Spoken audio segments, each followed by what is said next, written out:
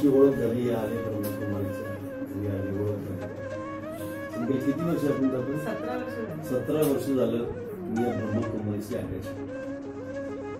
आणि माउंट आबू यांचं मोठं सेंटर आहे त्यांचे. आणि माझ्या आयुष्यातलं देवाबरोबरचं स्थान जर कोण असेल तर विचार यांच्या उद्या तुमच्याकडे सगळ्यासाठी त्या लेक्चर्स या बँकेने विनंती करणार आहे. थोडा एक सेशन 1 तासभराचं सेशन तुम्ही घ्या. तर सेल्फ मॅनेजमेंट, सेल्फ इम्प्रुव्हमेंट या सगळ्या ज्या गोष्टी आहेत मनुष्याच्या आयुष्यामध्ये कशा पद्धतीने काम केलं पाहिजे, काय केलं पाहिजे, त्या सगळ्यांचे मोठं लिडरशिपचं एक मोठं यांचे हे आहे सेक्शन घेतात ते दरवर्षी. म्हणजे महाभारत काय आहे, रामायण काय आहे, ते आधुनिक जगाशी जोडतात. महाभारत घडलं कसं, रामायण त्याचं आधुनिक जगाची सांगड कशी आहे, तुम्ही जगात वागलं कसं पाहिजे, कोणत्या पद्धतीने काम केलं पाहिजे, म्हणजे मोठे मोठे लेक्चर्स असतात.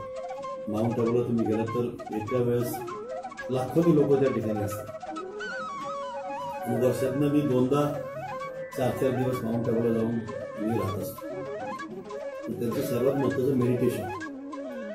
मनुष्याला आयुष्यात जर प्रगती करायची असेल तर मेडिटेशन शिवाय पर्याय नाही. आणि मेडिटेशन उद्या आपल्या कोर्स आपल्या घेतील त्यांना विनंती करू.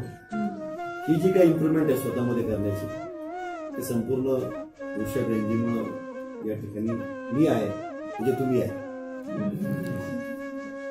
अशा पुण्यात्मा आपण ज्याला म्हणतो असं निवडलं माझ्या इकडे आलं त्यांना खूप विनंती केली मी तुम्ही इकडे या म्हणून.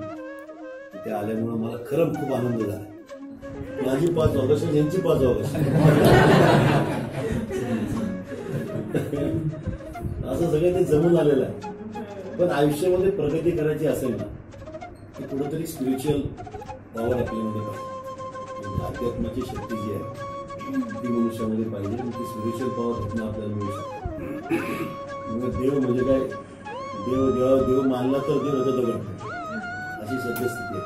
पण स्पिरिच्युअल जो काय अध्यात्म त्याला म्हणतो इंटरनल तुम्हाला प्रेरणा मिळणं त्याकरता अशा लोकांचा सहवास लावणं, त्यांचे लेक्चर्स लावणं, त्यातनं आपल्यामध्ये बदल करणे, स्वतःमध्ये चेंजेस करणे हे अशा लोक सांगू शकतात तुमचं काय चुकतं, काय बरोबर आहे, कसं समाजामध्ये वागलं पाहिजे. त्याच्यात आनंदाचा दिवस आहे शनिवारचा. आम्ही सर्व कुटुंब कायम माउंट आबूला जातो. 4 दिवस मेडिटेशन लेक्चर्स म्हणजे तुम्हाला विजय भटकर, माशेलकर म्हणजे सगळे राष्ट्रपती यांच्याकडे तिथे जातात राहतात. अब्दुल कलाम वगैरे त्यांचे सगळे तिथे जाऊन प्रत्येक पॉलिटिशियन मोठ्यातला मोठ्या शास्त्रज्ञ असेल सगळे तिथे त्या याला जाऊन हे करतात. मेडिटेशनचे कोर्सेस करतात, दिदींच्या सहवासात राहतात, लेक्चर्स ऐकतात.